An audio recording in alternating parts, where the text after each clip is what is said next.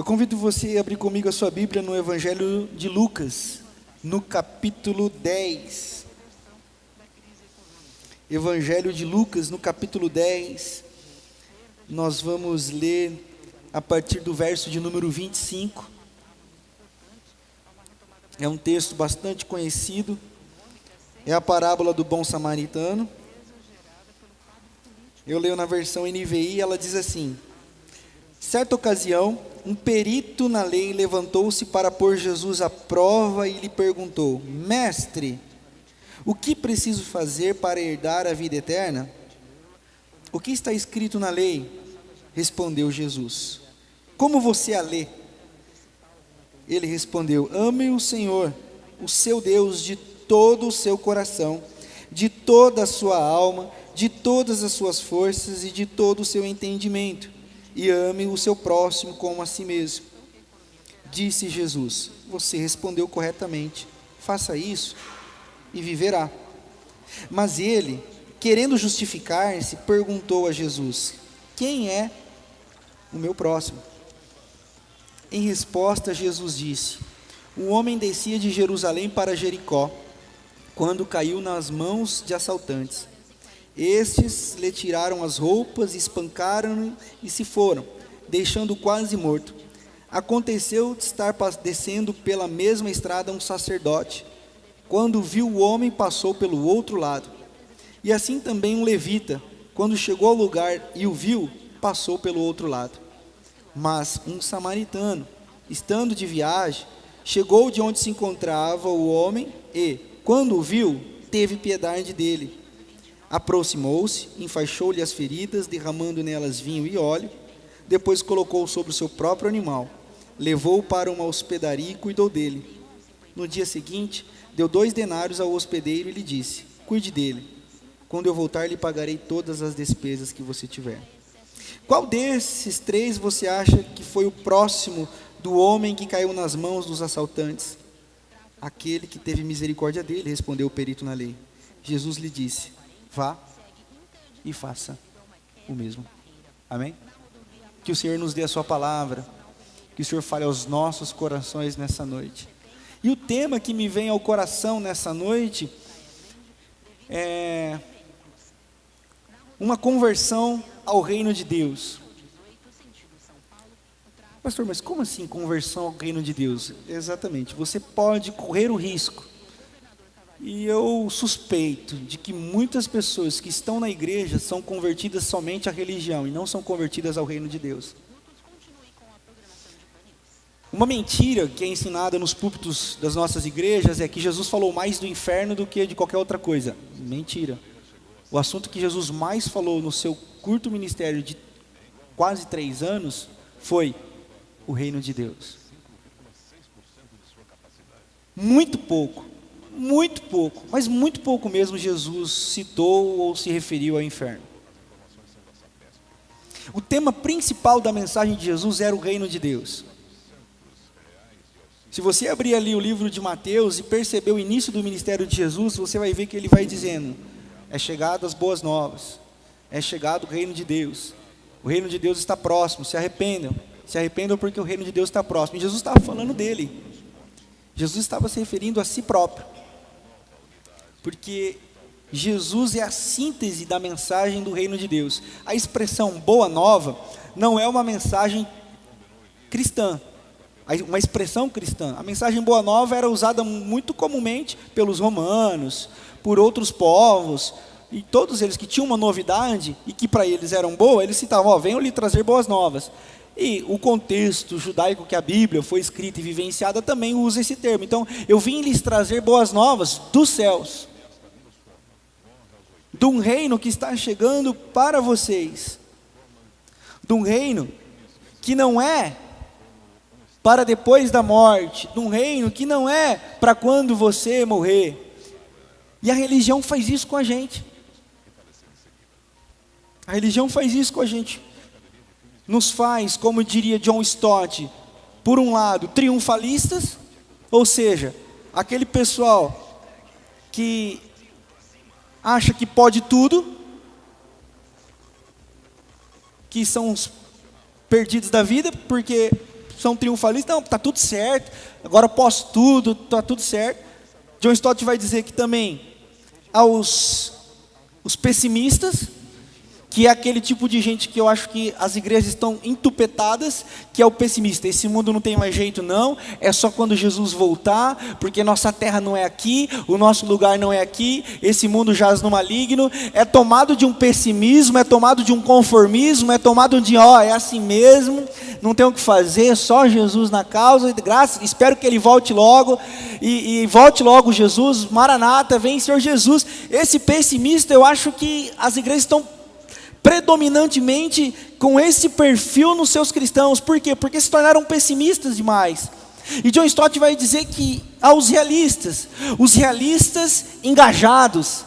O que são os realistas engajados? São aqueles que Jesus narra aqui. São aqueles que Jesus narra aqui. Jesus está narrando um episódio muito interessante. Ele está narrando que desce um judeu,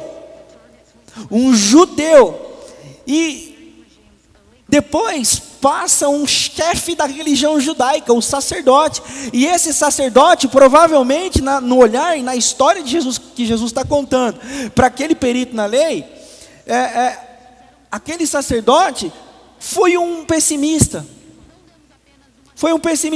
esse mundo não tem jeito não, olha essa violência, e passou.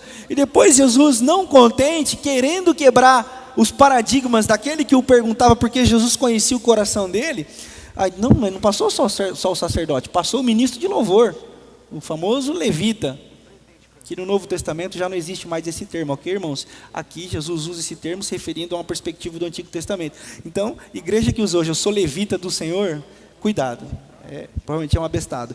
Então, passa aí o levita, e Jesus conta que esse também não se preocupou. Ou seja, pessoas da religião não se preocuparam com a vida do irmão. E propositadamente, Jesus usa o exemplo de um samaritano. Para Jesus falar a um perito da lei, se referindo a um samaritano, e que o samaritano era o bom homem, e aquilo que o perito na lei devia fazer era baseado no exemplo de um samaritano, Jesus, ele estava chamando para ele uma treta absurda. Ele sabia que o que ele estava falando ia causar um rebuliço, porque ele estava falando com um dos peritos da lei. Mas Jesus não hesita. Ele fala assim, sabe o samaritano? Provavelmente a sobrancelha do cara já franziu, né? Sei, o que tem o samaritano? Então, vi um samaritano pelo caminho, e vendo um homem caído, ele fez o que tinha que fazer, toda a história que nós já lemos. Quem que você acha que fez o certo? Para aquele cara responder aquilo, o samaritano. Não podemos julgar, e eu não consigo fazer isso, porque a Bíblia não me dá base, o coração daquele homem, se ele respondeu apenas para acertar a questão e não passar vergonha, ou se realmente ele se quebrantou e falou assim, entendi. Não dá para saber, mas podemos discernir hoje o que nós fazemos com a nossa vida. Por quê? Porque muitas vezes nós nos convertemos à religião, mas não nos convertemos ao reino de Deus. O que é se converter à religião? Se converter à religião é o que esse perito na lei fez. Porque Jesus não pergunta o que a lei diz. Se você prestar atenção nas palavras de Jesus, Jesus dá uma perspectiva até... me fugiu a palavra aqui. Jesus Jesus dá uma perspectiva quase que pós-moderna para ele. Porque Jesus fala assim, eu quero saber qual a sua verdade. O que é verdade para você? E quando eu lembro desse termo, o que é verdade para você, eu não posso deixar de me lembrar de um poema de Carlos Drummond de Andrade, chamado A Verdade. Esse poema diz assim, que estava aberta a porta da verdade, mas ela só estava meio aberta, porque só poderia passar meio homem por vez. Para entrar na porta e conhecer a verdade, o homem deveria abrir mão da sua outra metade, então só meio homem entrava na porta da verdade. E quando ele saía da porta da verdade, ele saía meio homem com a verdade para encontrar o seu outro homem, a sua outra parte. Mas os homens arrombaram a porta da verdade. E quando eles arrombaram a porta da verdade, chegaram num lugar em que havia 2 tipos de fogo. Um fogo brilhava de um jeito, com suas belezas e suas não belezas, e um fogo que queimava de outro jeito, com suas belezas e com suas não belezas. E como cada um julgava a sua beleza ao seu próprio apetite, cada um saiu dali com a beleza que lhe pertencia. Então, quando Jesus diz para aquele homem: o que você lê? Porque você está me perguntando o que é viver eternamente. O que você lê? Isso é um conceito pós-moderno. Jesus é um cara revolucionário. E o homem diz assim: é legal essa perspectiva do homem, porque ele poderia falar não roubar, não matar, não adulterar. Ele poderia, mas ele diz: amarás o Senhor seu Deus com toda a tua força, com todo o teu coração e com todo o teu entendimento. E o próximo como a ti mesmo. Jesus, na mosca, irmão. Jesus diz assim: ó, você sabe, mas saber não é tudo. Vai e faça. Converter-se à religião é saber. Converter-se ao reino é saber e fazer. Muitas pessoas se convertem à religião, mas não se convertem ao reino de Deus. Porque elas sabem tudo. Sabem as respostas, sabem onde estão os versículos, mas não fazem. E não fazem, não é no sentido de agora eu vou entrar no Médico Sem Fronteira. Agora ninguém me segura. Agora eu só vou andar de bicicleta, vou vender meu carro. Não, são pequenas coisas. Odeiam sorrateiramente. Não se convertem ao reino. Eles manipulam. São intolerantes sorrateiramente. Não amam. E não amam sorrateiramente. Não perdoam e não perdoam sorrateiramente. Desejam a morte daqueles que moralmente para eles não são como eles achavam que deveria ser, ou como a verdade deles lê o fogo que elas viram. Então, que morra. Que morra. Me parece que até daí a ideia do inferno ganha poder. Porque quem não pensa como eu, provavelmente há um futuro destinado para esses. Quem não pertence à minha igreja e não acredita na minha verdade, provavelmente tem algum lugar reservado para eles aí. E aí nós começamos a ver aquele tipo de mensagem: no dia do juízo você vai ver. Vamos ver quem tem razão nessa parada. Sabe qual é? Aquele olhar tipo de raiva. Isso é uma conversão à religião. A conversão à religião nos faz e nos torna presunçosos, cheios de verdades, caçadores de irmãos e irmãs. Na história do cristianismo, há irmãos e irmãs que fizeram dos católicos o seu mártir, ou seja, corriam e matavam os católicos que não pensavam como os protestantes. Há na história do cristianismo católicos que mataram protestantes, como no século XVIII, a perseguição aos protestantes na França, em Bordeaux, Paris e outras coisas. Há cristãos que perseguiram muçulmanos, há muçulmanos perseguindo cristãos, ou seja, essa onda de violência, essa onda de ódio, essa onda de não valorização, de que a minha verdade é absoluta, nos converte a uma religião. E quando nós nos convertemos à religião, nós nos tornamos intolerantes ao pensamento do outro. Mas quando nós nos convertemos a Jesus, nós somos capazes de olhar o ser humano que habita em cada homem, cada mulher, cada criança. Por mais absurdo que nos pareça e imoral que nos seja o tipo de vida, opção, vida, partido, time de futebol, porque nós passamos a olhar o que Jesus nos convida a olhar: o ser humano que existe no outro. Converter-se ao reino de Deus é entender que o reino de Deus ele é composto por pessoas, e que pessoas são importantes.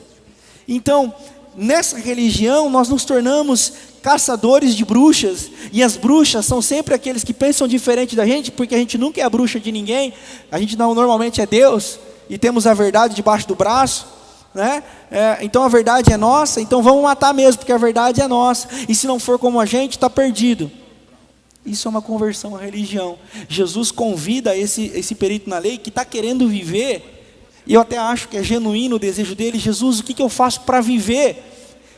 E Jesus, como todo sábio rabínico, diz assim, Jesus não responde, Jesus pergunta: o que você entende da lei? Como é que você vê? Porque Jesus ele traz autonomia à pessoa. Porque converter-se ao reino de Deus é uma conversão de libertação. Se eu sou manipulado, se eu sou moldado conforme a maioria, e aquilo que a maioria pensa é o que todo mundo tem que pensar, isso se torna uma facção. O apóstolo Paulo fala para a gente tomar cuidado com os irmãos facciosos.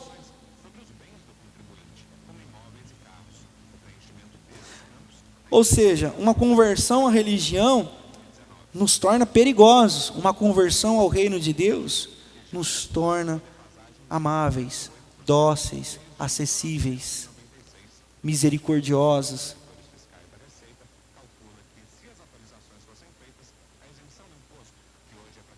Quando nós nos convertemos ao reino de Deus, nós entendemos que Deus tem uma missão.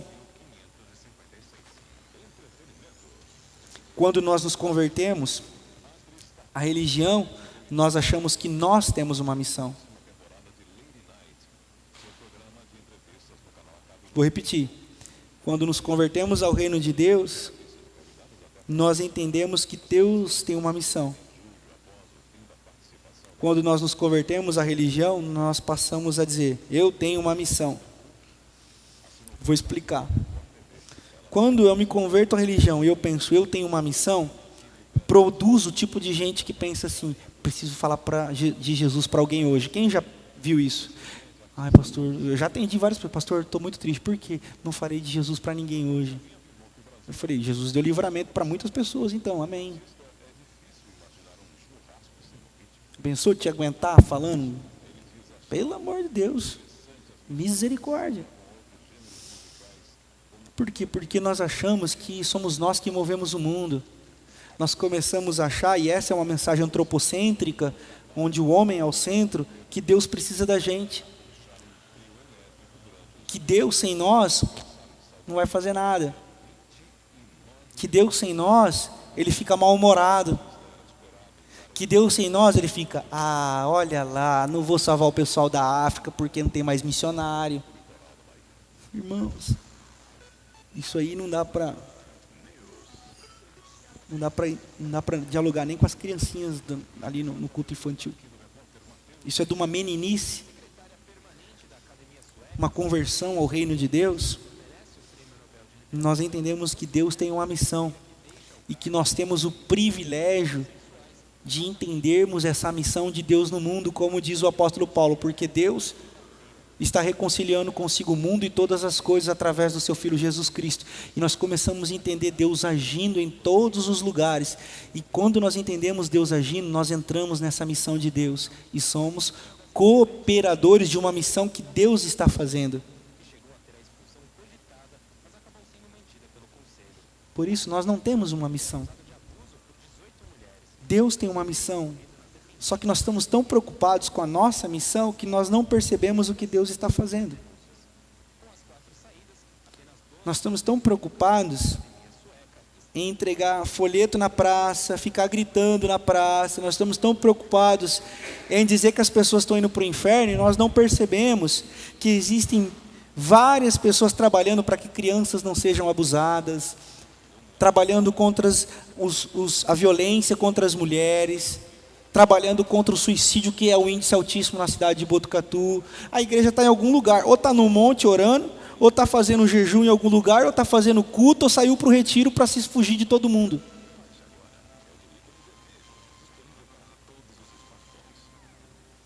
Não sou contra nada disso. Nada. Retiro é legal, oração é muito bom, jejum melhor ainda. Enfim, mas nós perdemos, porque nós achamos que nós movemos a mão de Deus e nós temos uma missão. Deus está em missão reconciliando consigo todas as coisas. Cabe a nós entrarmos nessa missão. Essa é a conversão ao reino de Deus. É isso que Jesus fala para Pedro. Pedro, Você é pescador de peixe, agora você vai ser pescador de alma. Vem entender o meu reino. Apacenta as minhas ovelhas. Lá no final do ministério, no começo ele fala, vamos ser pescador de homens. E lá no final ele fala, apacenta as minhas ovelhas. Pedro, eu tenho uma missão aí, Pedro. Coloque-se à disposição para ser um agente meu nessa missão. Por isso que nós não fazemos o reino. Nós sinalizamos o reino de Deus que está presente. Por isso, converter-se ao reino de Deus, o que Jesus está dizendo para esse homem aqui, o perito na lei? Depois que morrer, tal, Jesus está falando, não, vá você e faça o mesmo agora. O reino de Deus e a vida é para agora. Vá você e faça o mesmo. Não é para depois da morte, é agora. Seja feita a tua vontade aqui na terra, como é no céu. E como é no céu? Um reino de equidade, de justiça, de não sofrimento. Então nós vamos fazer o reino de Deus, sinalizar o reino de Deus que está acontecendo agora. Aonde estão aqueles que sinalizam esse reino?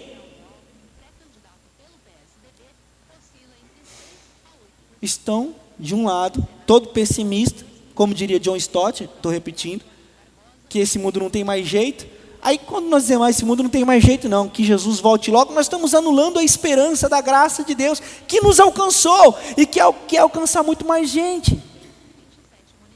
Nós perdemos a boa do Evangelho, nós perdemos a boa do Espírito Santo. Eis que estarei convosco todos os dias, consolando, impelindo, levando vocês a prosseguirem. Nós negligenciamos esse agir, porque nós somos desesperançosos, estamos desesperançados, porque nos convertemos à religião e não ao reino. No reino, nós somos motivados a não nos conformarmos com o padrão deste mundo. Na conversão ao reino, nós somos motivados a não nos calarmos diante das injustiças, mas agirmos em prol da sinalização desse reino.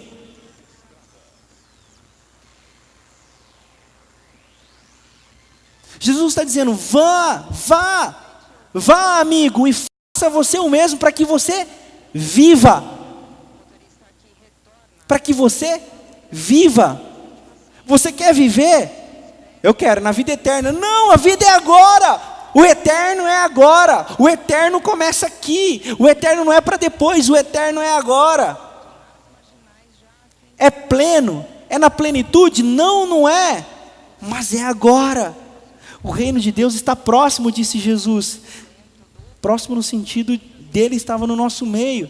Nós nos esquecemos, nós colocamos o reino lá longe de novo, porque nós nos convertemos à religião, nós nos blindamos, nós nos protegemos de todos os males, fazemos de Jesus um ídolo, que nos protege, que nos guarda do mal, que cura as nossas doenças, que tira a nossa dor de cabeça, que não deixa atrasar o nosso salário. Fazemos de Jesus um ídolo e nos esquecemos de que Ele é Deus, sobre tudo e sobre todos, e que tem um reino muito maior do que o reino dessa terra.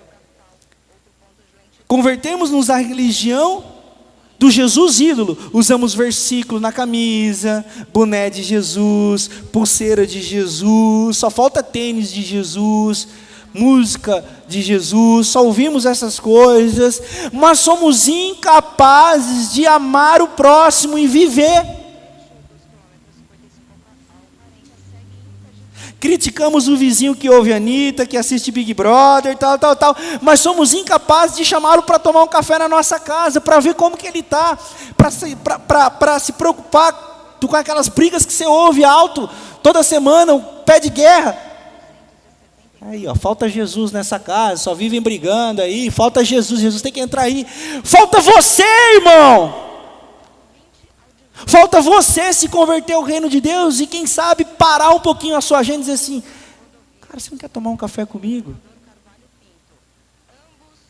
Tenho escutado vocês brigando, precisam de ajuda? Não, nós somos os primeiros a criticar. Preciso de uma igreja, hein? Preciso de uma igreja aí, hein?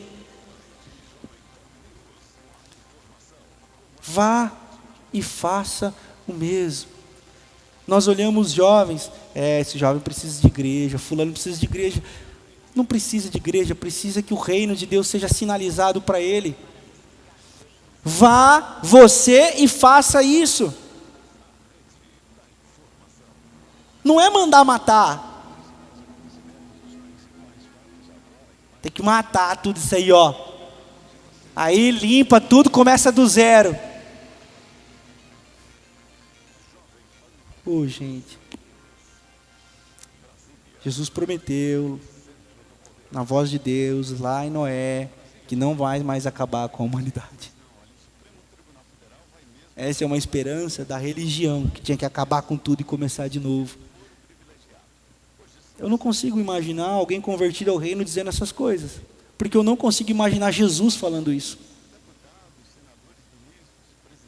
Eu consigo imaginar Jesus na casa de Mateus, sentado com bandido, cobrador de imposto, com corrupto, com prostituta. E os fariseus, os da religião, chamam Mateus e falam assim: ô Mateus, chega aí, Mateus. Esse é o mestre de vocês? Aí Mateus fala assim: é sim. É doidão, né? Louco, olha. Mas ele se assenta com esse tipo de gente aí? É? Querem sentar também? Não assento na roda dos escarnecedores.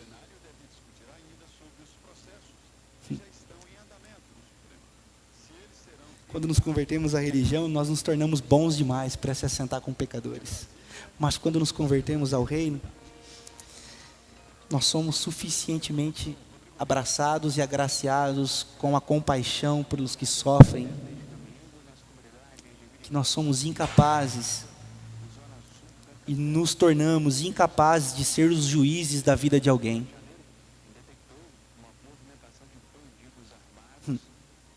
Converter-se ao reino é descer da cadeira de juiz. Converter-se ao reino é descer da cadeira de juiz, e quando alguém te perguntar: ué, o que você acha disso? Aí você diz: eu desci da cadeira do juiz há muito tempo. Mas e a verdade? Qual verdade? Que verdade? Eu me recordo da história de um pastor amigo meu. Os caras estavam no retiro de jovens. E aí veio um pessoal de uma outra igreja no retiro dessa igreja do meu amigo. E a pegada da igreja deles é igual a nossa, sim. Só que no meio do louvor, esse pessoal que veio de outra igreja começou a mandar beijinho para o céu.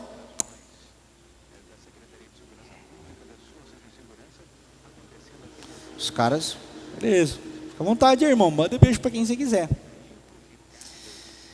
Mas aí depois do culto e tal, essa igreja do pastor que é meu amigo, eles são assim um pouquinho mais atrapalhados que nós. Então eles fizeram meio que uma noite dançante para os jovens ali. E aí os caras que mandavam beijinho para o céu queriam desligar o som. Isso é coisa do mundo. E esse pastor amigo meu subiu no púlpito para pregar no outro dia, porque foi uma perereco, isso à noite. No outro dia ele foi pregar cedo.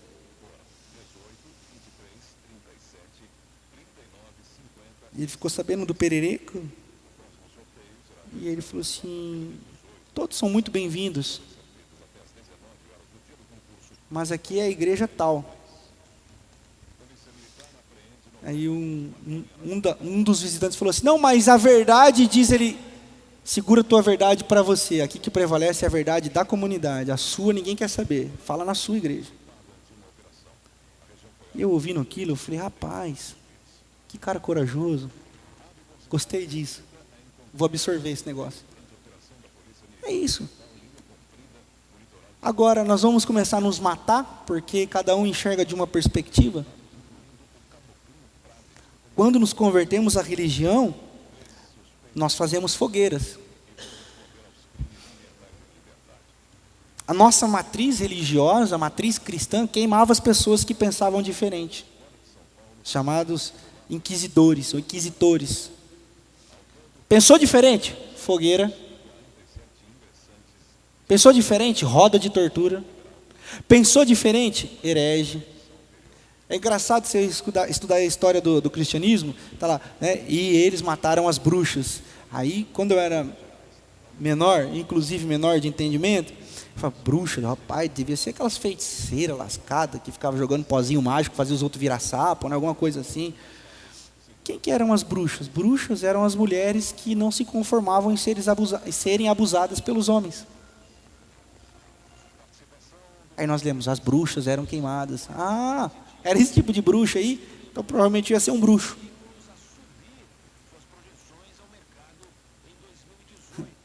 Porque a nossa verdade, quando ela mata, ela não é verdade. Porque nosso Deus é um Deus da vida. Amém? A nossa verdade, quando segrega, quando é preconceituosa, ela não é uma verdade do Evangelho de Jesus de Nazaré. Amém? Porque Jesus não segrega ninguém. Agora, quando nós nos convertemos ao reino de Deus, a nossa verdade passa a ser inspiradora. A nossa verdade passa a trazer paz. A nossa verdade passa a trazer luz. Inclusive, mudança de vida, que é a consequência de um encontro real com a luz. Porque ninguém tem um encontro com a luz e permanece sujo, porque ele começa a ver a sujeira e quer ficar limpo. Conversando com a minha esposa essa semana, eu disse as seguintes palavras para ela: eu cansei de ter razão. Eu não quero mais ter razão. Eu quero ser lembrado por pregar a paz e o amor. Pode me chamar de frouxo, pode me chamar de herege, pode me chamar do escambau A4. Essa é a métrica que eu quero para a minha vida. Amor, graça e esperança. E os pecados? Jesus perdoou. Mas os irmãos que estão em pecado? Jesus que trata. O Espírito Santo é o dono da igreja. É Ele quem purifica. Ele é o dono desse negócio. E as portas do inferno não prevalecem contra ela. Por isso, eu quero concluir essa reflexão essa noite fazendo esse mesmo convite a você. Que você olhe para o reino de Deus. Que você abra mão da sua religião, das suas certezas, e que você passe a ser um instrumento de paz e reconciliação, porque essa é a missão de Deus no mundo. Existem pessoas precisando de uma palavra. Quem sabe você está precisando de uma palavra essa noite. Eu digo para você, Jesus ama a sua vida. Eu digo para você, mas pastor, eu estou lascado, Jesus ama você e quer você perto. Pastor, mas eu sou pecador demais. É para esses que Jesus veio, foi para todos nós. Ninguém é melhor do que ninguém, ninguém está acima de ninguém. Em Jesus nós somos todos igualados diante de um olhar misericordioso e gracioso. Por isso, eu quero convidar você essa noite a cantar a paz. Porque deve haver um lugar dentro do seu coração. Você deve deixar esse lugar dentro do seu coração, um lugar de paz, de esperança, e você deve cantar isso. Deve, não no sentido de obrigatoriedade, mas no sentido de dever pessoal, sabe? Eu não consigo viver sem fazer isso. Eu devo, não no sentido de, se eu não fizer, Jesus manda um raio e um câncer na minha garganta. Não. É dever no sentido de, isso faz parte de mim. Nicodemos, lá em João capítulo 3, tem um encontro com Jesus e ele fala assim: ô Nico, Nico, Jesus era assim, Jesus falava, ô Nico, se não nascer de novo, Nico, se não nascer o novo homem, Nico, não adianta você saber, Nico. Tem que nascer de novo, tem que começar. E o nascer de novo é o nascimento no reino de Deus e não na religião. Porque ninguém nasce de novo na religião, você só muda de CEP. Você só muda de CEP. Você pode nascer de novo em qualquer lugar, em qualquer momento. Porque em qualquer lugar, em qualquer momento você pode começar. Eu quero convidar você a se colocar de pé nessa noite.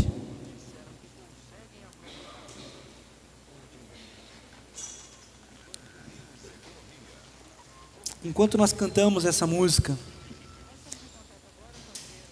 eu quero que você se permita ser ministrado por ela. Se permita encher-se de esperança e para a esperança.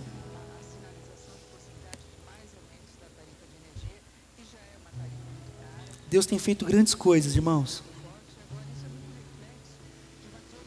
E Ele está convidando todos nós a um privilégio de dizer assim, ó, você pode ser um colaborador, um sinalizador, uma sinalizadora do reino de Deus.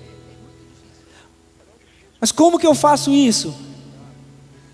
Havia um judeu que estava descendo pelo caminho, e ele foi assaltado, foi quase morto, tal. Passou o pastor, não deu moral. Passou o líder de louvor, não deu moral. Passou alguém de algum lugar aí que não tem nada a ver com essa parada toda e fez o que tinha que ser feito. O que é o reino de Deus? É fazermos aquilo que tem que ser feito. Amor, esperança, misericórdia, socorro, abraço. Que Deus encontre em cada um de nós cooperadores dessa missão que Ele está trazendo para o mundo, de reconciliar para si todas as coisas. Não perca a esperança. Não se alimente dos datenas da vida, ok? Datena não alimenta ninguém, nem traz esperança para ninguém. Ao contrário, semeia ódio e raiva e sangue. Não se alimente de datena. Se alimente da palavra de Deus, que diz lá em Filipenses capítulo 4, versículo 8: tudo que for bom, tudo que for louvável, tudo que for agradável, nisso vocês pensem. Se alimente de boas esperanças, porque o reino de Deus já chegou, ele é real, ele está acontecendo. Que o Senhor abra os nossos olhos para que possamos ver, os nossos ouvidos para que possamos ouvir, e o nosso coração para sermos mudados e transformados. Que a paz seja cantada, vivida através da sua vida, manos, irmãos, irmãs, através de cada um de vocês. Vamos cantar todos juntos essa canção em oração, sendo ministrados por ela.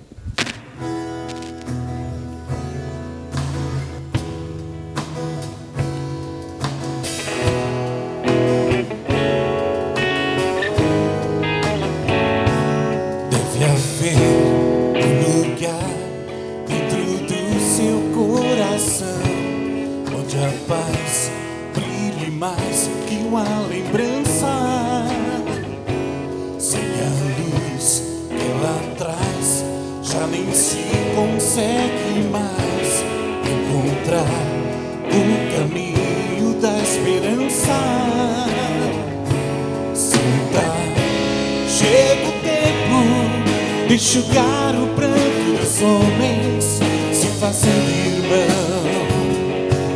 estendendo a mão. Só o amor muda o que já se fez, e a força da paz junta todos outra vez.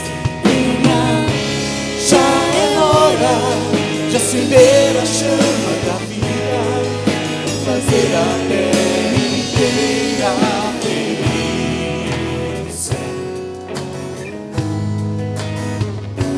Se você for capaz de soltar a sua voz no ar como prece de criança,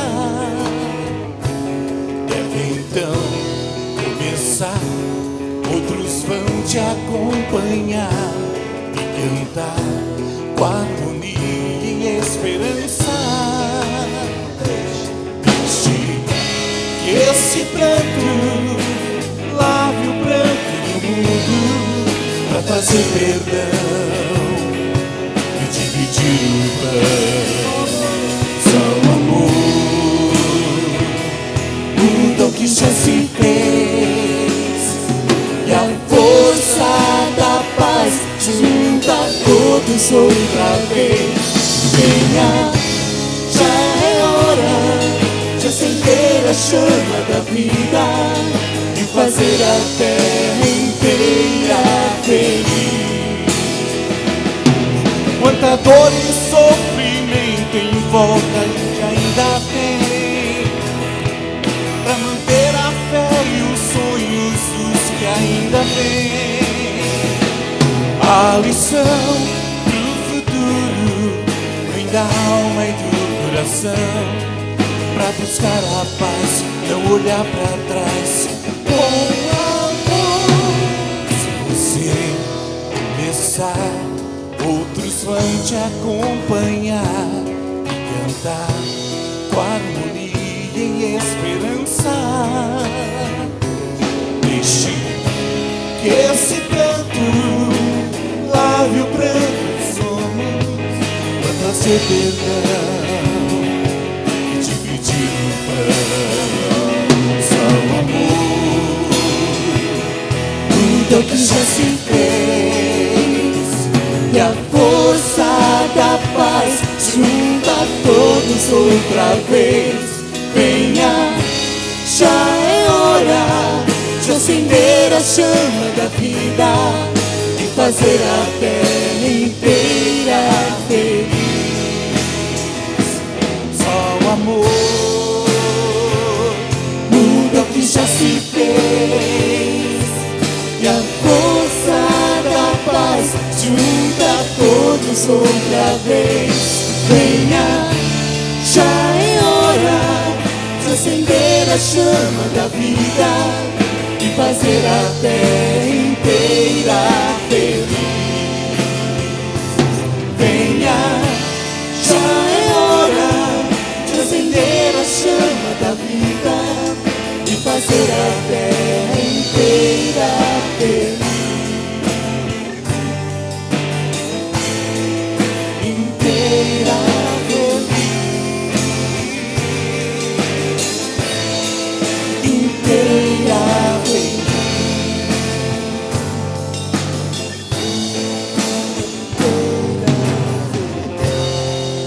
Amém.